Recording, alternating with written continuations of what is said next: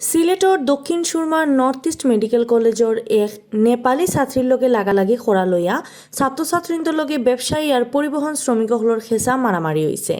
এই মারামারিয়ে কম করি হইলেও 30 জন আহত হয়েছেন। এই ঘটনায় সোমবার পুলিশ বাদী হইয়া 400 জনরে আসামি করিয়া দক্ষিণ সুরমা থানাত মামলা করছে। মামলার বিষয় একটা নিশ্চিত করছেন থানার ওসি মোহাম্মদ কামরুল হাসান তালুকদারে। পুলিশ আর লোকাল মানুষে কইছেন রবিবার হাইনজাবালা নর্থ ইস্ট মেডিকেল কলেজের পড়া নেপালি 2 ছাত্রী চণ্ডীফুলের এক দোকানে গেছিলাম। হন্তাকে আওয়ার সময় লোকাল এক সিএনজি ড্রাইভারে তারার লগে খারাপ ব্যবহার আর লাগালাগি করছে। দুইও ছাত্রী এই বিষয়ে কলেজে গিয়া তারা ক্লাসমেট সকলরে জানানির বাদে তারা এই ড্রাইভারর কুটুম লোকাল এক ব্যবসায়ীর গেছে বিচার দিছেন। এই সময় দুই পক্ষের মাঝে কথা কাটাকাটি হয়।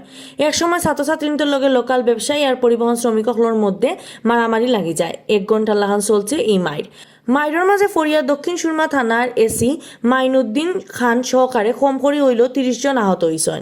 এই সময় গাড়ি গুড়া কয়েকটা ভাঙ্গা হয়েছে। ইবাইদি ছাত্রছাত্রীদের লগে লাগালাগির প্রতিবাদে সোমবার মাদানে মানববন্ধন করা হয়েছে। দক্ষিণ সুরমা থানার ওসি কামরুল হাসান তালুকদারে কইছেন এই মাইরের ঘটনায় 400 জনের আসামি করিয়া মামলা দেওয়া হয়েছে, কিন্তু অখনো কেউরে অ্যারেস্ট করা গেছে না। ভিডিও ফুটেজ দেখে হামলাকারী অকলরে সিন করা হইব। এখন অনেক দিন থেকে প্রতিনিয়ত এই ঘটনাটা আমাদের মেয়েদের সাথে হইতেছে। ইভেন আমাদের কিছু কিছু টিচারকে ওরা হ্যারেস করা শুরু করে, ওরা হাত তুলে ভয় দেখায়।